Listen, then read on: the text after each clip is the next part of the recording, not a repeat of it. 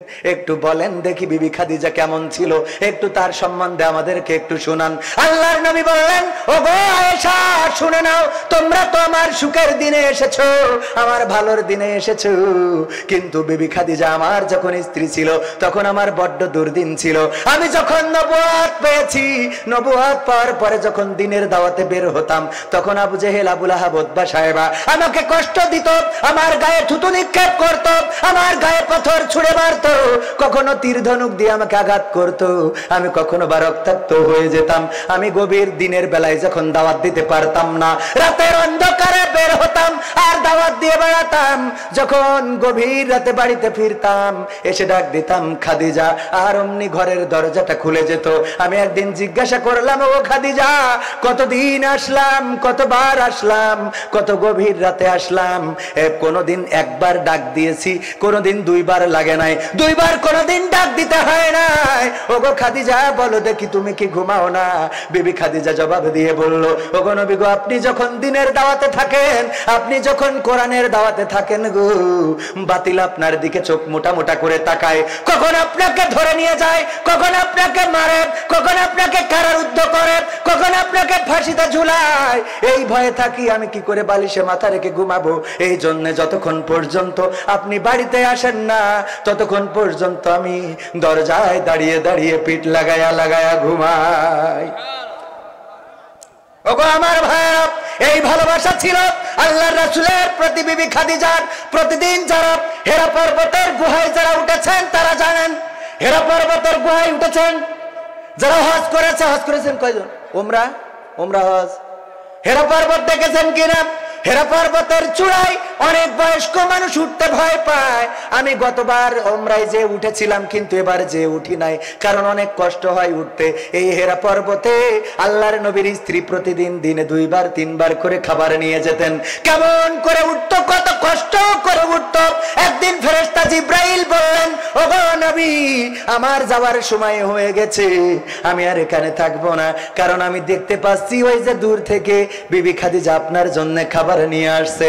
আল্লাহর নবী, ওগো নবী গো আমি চলে যাচ্ছি, তবে বিবি খাদিজাকে 2টা সুসংবাদ দিবেন।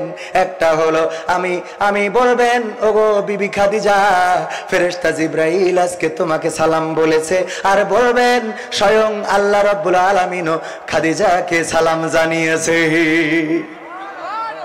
আল্লাহর নবীর কাছে যখন বিবি খাদিজা আসলো, আসার পরে বিশ্ব নবী বললেন, ওগো খাদিজা তোমার জন্য 2টা সুসংবাদ আছে। একটা হলো ফেরেশতা জিব্রাইল তোমাকে সালাম বলেছে, আর একটা হলো স্বয়ং আল্লাহ রাব্বুল আলামিন তোমাকে সালাম দিয়েছে। বিবি খাদিজা বলল, ওগো নবী গো আমি ফেরেশতা জিব্রাইলের সালামের জবাব দিতে পারি, ওয়া আলাইকুমুস সালাম, কিন্তু ওগো বিশ্ব নবী আমি তো আল্লাহর সালামের জবাব দেওয়ার ভাষা জানি না, আপনি দয়া করে আমার পক্ষ থেকে আল্লাহর সালামের জবাবটা দিয়ে দেন।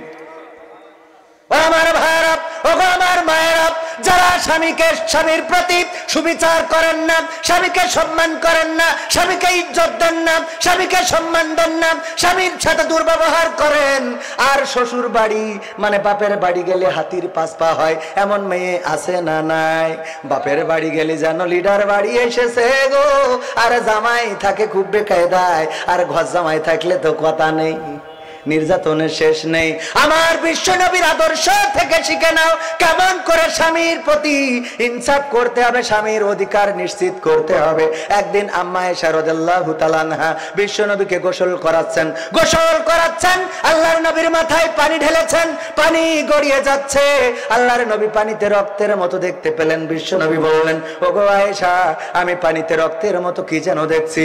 আল্লাহর নবীর স্ত্রী বললেন, ওগো বিশ্ব নবী আপনি যখন চৌকিটার পরে বসেছেন, আমার অসতর্কতার কারণে আমার পায়ের একটা আঙ্গুল আপনার চৌকির নিচেই পড়েছে, আর সেই আঙ্গুলটা ফেটে যেয়ে রক্ত বের হয়েছে, সেই রক্ত পানিতে ভেসে যায়। আল্লাহর নবী তাড়াতাড়ি করে উঠলেন, চৌকিটা সরিয়ে নিলেন, পাটাই সেবা করে দিলেন, মুখের থুতু লাগিয়ে দিলেন, রক্ত বন্ধ হয়ে গেল। আল্লাহর নবী বললেন, ওগো আয়েশা তোমার পা ফেটে গেল, চৌকির তলায় পড়ে তোমার পায়ের আঙ্গুল ফেটে গেল, সেই রক্ত পানির সাথে ভেসে গেল, একটা বারের জন্য তুমি উফ শব্দটা করলে না। ওগো আয়েশা, তোমার কি কোনো ব্যথা লাগে নাই? আম্মা আয়েশা রাদিয়াল্লাহু তাআলা আনহা বললেন, ওগো নবী গো, ওগো আমার স্বামী গো, এটা তো ছিল শুধুমাত্র একটা পায়ের আঙ্গুল। যদি এই চৌকির তলায় আমার কলিজাটা পড়ে যেত আর কলিজা ফেটে রক্ত বের হয়ে যেত, তারপরেও একটা বারের জন্য বলতাম না, ওগো বিশ্বনবী আপনি একটু উঠে বসুন, আমার কলিজাটা চৌকির পায়ের নিচে পড়ে গেছে। আল্লাহু আকবার। আর আজকের স্ত্রীরা স্বামীর সাথে নাচ দিয়ে কথা বলে, স্বামীর সাথে দুর্ব্যবহার করে, স্বামীকে পাগল বলে, স্বামীর সাথে অন্যায় আচরণ করে, এটা করে দিবা নাই ঘর করবো না, স্টার জলসা সিনেমা আমার বাড়ি চলতে হবে, ডিশ লাইন না থাকলে আমি ঘর করবো না, এমন বলার কান্না করছে। আল্লাহর নবীর স্ত্রী বললেন, আল্লাহর কসম করে বলি ওগো বিশ্বনবী, আপনার প্রতি আমার যে ভালোবাসা, আমি বিশ্বাস করি না যে আমি ভুলে যাব ওই পরকালের ময়দানেও আমি আপনাকে ভুলতে পারবো না। আল্লাহর নবী বললেন, বিশ্বাস করো, আমিও আল্লাহর কসম করে বলি 3টি জায়গায় তুমি ভুলে যাবা। আল্লাহর নবীর স্ত্রী বললেন, কোন 3টি জায়গায় ভুলে যাবো গো নবী, যদি একটু জানিয়ে দিতেন। আল্লাহর নবী বললেন, শুনে নাও গো আমার স্ত্রী, ওই পরকালের ময়দানে যখন বলবে ওগো মানুষেরা তোমরা লাইন দিয়ে দাঁড়িয়ে যাও, ফেরেশতারা বলবে লাইন দিয়ে সারিবদ্ধভাবে দাঁড়িয়ে যাও, দাঁড়িয়ে যাও, দাঁড়িয়ে যাও, দাঁড়িয়ে যাও, তোমাদের হাতে আমলনামা দেয়া হবে। তবে তোমরা শুনে রাখো, যাদের ডান হাতে আমলনামাটা দেয়া হবে গো তারা বেঁচে যাবা, আর যাদের বাম হাতে আমলনামা দেয়া হবে তারা আজকে পাকড়াও হয়ে যাবা। এই কথা বলে দেবে আর মানুষ কাতারবদ্ধ হয়ে দাঁড়িয়ে যাবে। যখন দাঁড়িয়ে থাকবে আর ফেরেশতারা আমলনামাটা হাতে দিতে থাকবে, তখন প্রতিটা মানুষ মনে করবে যদি আমি আমলনামাটা ডান হাতে পেয়ে যাই তাইলে তো বেঁচে যাব। ওই সময় কারো কথা মনে থাকবে না, না স্ত্রীর কথা, না মায়ের কথা, না ভাইয়ের কথা, না বন্ধুর কথা, না ভালোবাসার মানুষের কথা, কারো কথা মনে থাকবে না। শুধু মনে হতে থাকবে আমার আমলনামাটা যদি ডান হাতে পাই তাহলে তো আমি বেঁচে যাব, আমি বেঁচে যাব, আমি বেঁচে যাব। এই চিন্তা করতে থাকবে। ওগো আমার স্ত্রী, এটা হলো প্রথম জায়গা। আর 2 নম্বর হলো তারপরে আবার আল্লাহ রাব্বুল আলামিন ইনসাফ কায়েমের জন্য ওই আমলনামাটা একটু দাড়িপাল্লায় মিজানে ওজন দিবেন।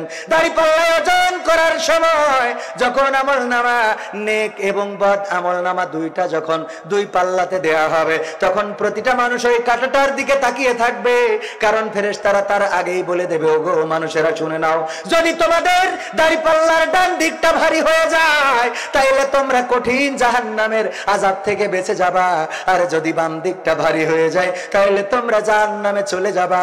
এই যখন বলবে তখন প্রতিটা মানুষ ওই দাড়িপাল্লার কাঁটার দিকে এমন ভাবে তাকিয়ে থাকবে যে আর পৃথিবীর কোনো কথা মনে থাকবে না, পৃথিবীর কোনো চিন্তা তার মনে থাকবে না, তার কোনো আপনজনের কথা মনে থাকবে না, ভাইয়ের কথা, মায়ের কথা, ভালোবাসার কোন মানুষের কথা মনে থাকবে না। ওই সময় শুধুমাত্র চিন্তা করবে যদি আমার আমলনামাটা ডান দিকে গড়িয়ে যায়, যদি দাড়িপাল্লাটা ডান দিকে ভারী হয়ে যায় রে তাইলে বেঁচে যাব, না হইলে কঠিন জাহান্নামের ভয়াবহ আযাবটা সহ্য করা লাগবে। আল্লাহ গো যেন আমলনামাটা ডান দিকে ভারী হয়ে যায়। এই চিন্তায় যখন মশগুল থাকবে তখন তুমিও আমার কথা মনে রাখবা না। এই অবস্থাটা ওই পরকালের ময়দানে হবে। আর 3য় নম্বর হলো যে পুলসিরাতের রাস্তাটা রয়েছে, এটা জাহান্নামের উপর দিয়ে এমন একটা রাস্তা যেটা চুলের চেয়ে চিকন আর হীরার চেয়ে ধারালো। এই রাস্তাটা একজনের জন্য তার আমল অনুযায়ী প্রশস্ত থাকবে, কিন্তু এই রাস্তাটা হলো জাহান্নামের উপর দিয়ে। যখন এই রাস্তার উপর দিয়ে যাবে নিচে জাহান্নাম দেখা যাবে। এই রাস্তাটা যখন পার হতে যাবে গুনাহগারেরা ওখান থেকে ছিটকে পড়ে যাবে জাহান্নামের মধ্যে, আর নেককারেরা পার হয়ে যাবে। ওই সময় যখন কেউ ওই জাহান্নামের উপর দিয়ে ওই রাস্তাটা পার হতে থাকবে তখন কোন মানুষের কথা মনে রাখবে না, চিন্তা করবে আমি বেঁচে গেলেই বেঁচে যায়, আমি যদি পার হয়ে যেতে পারি তাহলে বেঁচে যায়, আমি যদি জান্নাত পর্যন্ত পৌঁছাতে পারি তাহলেই বেঁচে যায়। এই চিন্তা করে কেউ কারো কথা মনে রাখবে না। ওগো আমার ভাইয়েরা, ওগো আমার কলিজার টুকরা পাবনাবাসী, ওগো আমার জাহাঙ্গীর ভাই, ওগো আমার জুবায়ের ভাই, শাহিন ভাই, ওগো আমার আপনজনেরা, মামা খালু অনেকেই রয়েছেন, আমার আবুল কালাম আজাদ সাহেব, ডাক্তার সাহেব, উনি এখন পর্যন্ত অসুস্থ মানুষ ভ্যানে বসে রয়েছেন। আরে সবার শুধু এতটুকু বলি, ওই পরকালের ময়দানের খোরাকটা একটু জোগাড় করে নিয়ে যান। তারা হলো যখন মালাকুল মউত আসবে জানটা নিয়ে উড়াল দেবে। আমার ভাইয়ের জন্য ফেসবুকে লেখা হবে আজকে জাহাঙ্গীর ভাই অমুক টাইমে চিরজনমের মতো বিদায় নিয়েছে, কবির বিন সামাদ অমুক টাইমে চিরজনমের মতো বিদায় নিয়েছে। গাড়িতে অ্যাক্সিডেন্ট করলাম, কত ফোন ফোন ফোন, কত কল আসলো ফোনে, হুজুর কি অবস্থায় আছেন, আপনি সুস্থ আছেন নাকি বেকায়দায় পড়েছেন। আমার শাহিন মোল্লা ভাইও ফোন দিয়েছিল, খোঁজ নিয়েছিল, ভাই আপনার লেগেছে কিনা। আহারে যদি অ্যাক্সিডেন্ট করে মারা যেতাম, এই ফোনে কল আসতো কিন্তু আমি রিসিভ করার মতো ক্ষমতা আর থাকতো আর থাকবে না। ফোনটা পাশে বাজতে থাকবে কিন্তু রিসিভ করার ক্ষমতা থাকবে না, আপনাকে আর কেউ নাম ধরে ডাকবে না।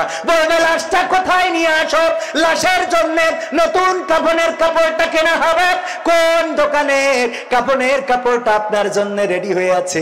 একবারও কি চিন্তা করেছেন কত কাপড় আমরা বানাইলাম, কত জামা, কত জুতা, কত রঙিন রঙিন টুপি মাথায় দিলাম, কত রঙিন রঙিন জামা, কোট পরলাম, ঘড়ি পরলাম, ডিজিটাল ঘড়ি, আংটি হাতে দিলাম, কিন্তু কাফনের কাপড়টার দামটা কত আজ পর্যন্ত জিজ্ঞাসা করা হলো না। কাফনের কাপড়টা ভালো না মন্দ, দামি না কমা, কোনোদিন জানতে চাইলাম না। ওই কাফনের কাপড়টাও বাড়ি চলে আসবে। কোন ঝাড়ের বাঁশ রেডি হয়ে আছে, কোন মসজিদের খাটিয়া আপনার জন্য তৈরি হয়ে আছে রে। মাঝে মাঝে বলি একটু মসজিদে যে, এই যে মসজিদ আছে, মসজিদে খাটিয়া আছে না নাই, মসজিদে খাটিয়ার কাছে জিজ্ঞাসা করবেন, ও গো খাটিয়া, কয়দিন আগে তো তুমি আমার দাদাকে নিয়ে গেলে গো, তার কয়দিন পরে আমার বাবাকে নিয়ে গিয়েছো, তার কয়দিন পরে আমাদের গ্রামের মেম্বার সাহেবকে নিয়ে গিয়েছো, তার কয়দিন পরে আমার চাচাতো ভাইকে নিয়েছো। ওগো খাটিয়া, এবার বলো দেখি তুমি কাকে নিয়ে যাওয়ার জন্য পথ চেয়ে আছো। খাটিয়া যেন জবাব দেয়, ওগো আল্লাহর বান্দা শুনে নাও, ওগো আল্লাহর বান্দা তুমি তৈরি হও, তৈরি হও, তৈরি হও রে, কারণ এবারের পালাটা তোমারও হয়ে যেতে পারে। গোরস্থানে যান, যে জিজ্ঞাসা করেন, ওগো কবরের মাটি তোমার মধ্যে আমার দাদা বসত করে, তোমার মধ্যে আমার বাবা বসত করে, তোমার মধ্যে আমার গ্রামের মানুষ বসত করে, তোমার মধ্যে আমাদের মেম্বার বসত করে, তোমাদের মধ্যে আমাদের অমুক জন বসত করে। ওগো কবরের মাটি, এবার তোমার মধ্যে কে হবে তোমার সাথী? কবর যেন জবাব দিয়ে বলে, ওরে আল্লাহর বান্দা তৈরি হও, তৈরি হও, তৈরি হও, আমি কবরের মাটি এবার তোমার জন্যই তৈরি হয়ে আছি, এবারের পালাটা তোমার জন্য হয়ে যেতে পারে রে। রঙ্গরসের দিন ছিল আমার একদিন, রঙ্গরসের দিন ছিল আমার একদিন, 12 ঘন্টা বেলায় আমার সন্ধ্যা হইল, পাখি উড়ে যাওয়ার বুঝি সময় হলো, পাখি উড়ে যাওয়ার বুঝি সময় হলো। রঙ্গরসের দিন ছিল আমার একদিন, রঙ্গরসের দিন ছিল আমার একদিন, 12 ঘন্টা বেলায় আমার সন্ধ্যা হইল, পাখি উড়ে যাওয়ার বুঝি সময় হলো, পাখি উড়ে যাওয়ার বুঝি সময় হলো। শরীরে চামড়া ছিল টান, মিষ্টি সুরে গাইতাম গান, গলার আওয়াজ আমার কত দূরে যাইতো,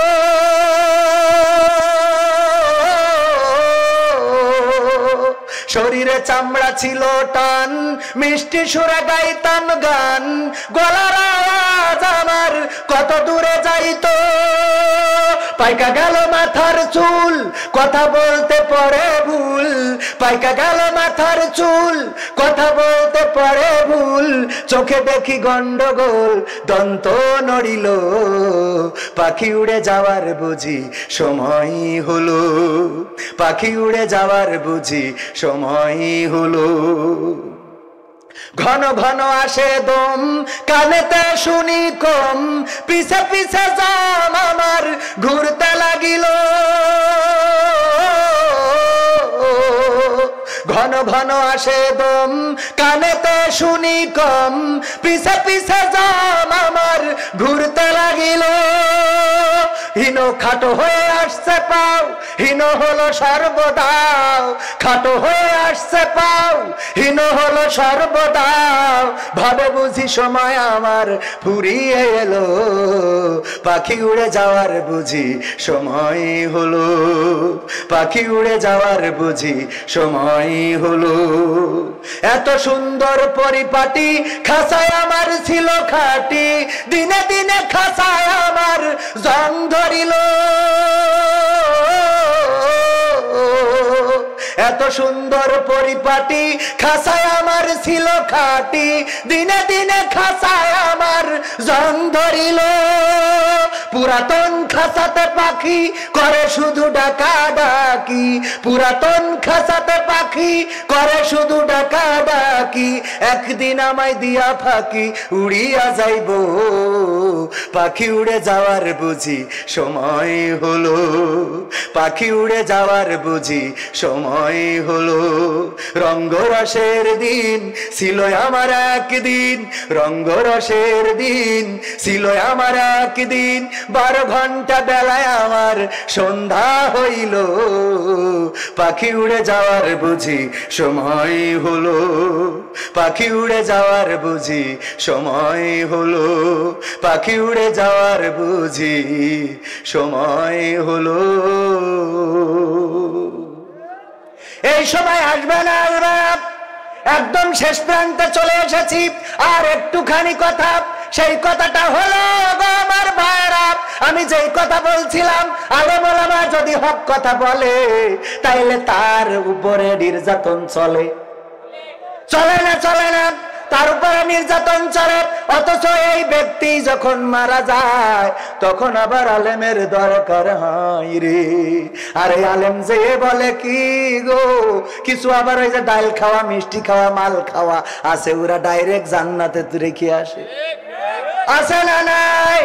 জান্নাত আল্লাহর নবী বললেন, একবার একটা লাশ নিয়ে যাচ্ছেন, আল্লাহর নবীর কাছে সাহাবীরা বললেন লোকটা জান্নাতি।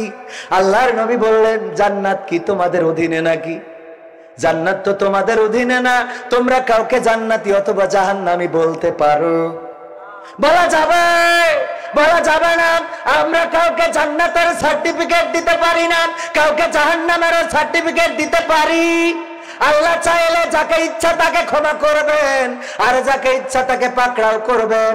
তবে ওই ডাল খাওয়া, আলু খাওয়া ইমাম সাহেবও কিছু আছে, ওরা যেখানে সেখানে যেয়ে খুব কায়দা করে মলম মাখাতে পারে।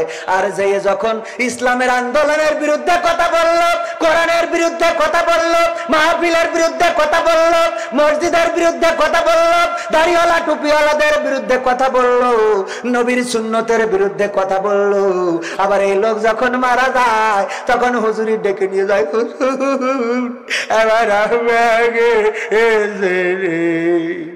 হ্যাঁ। আর হুজুর যে কবর রাখার সময় কি বলে? বিসমিল্লাহি ওয়া আলা মিল্লাতি বলে তো, বিসমিল্লাহি ওয়া আলা মিল্লাতি রাসূলিল্লাহ, আল্লাহর নামে রাসূলের দলে তুলে দিয়ে গেলাম রে। আল্লাহ, আমি একটু উদাহরণ যদি আপনাদের দিই বুঝতে পারবেন আল্লাহর রাসূল ওই লাশটা নেবে নাকি নেবে না।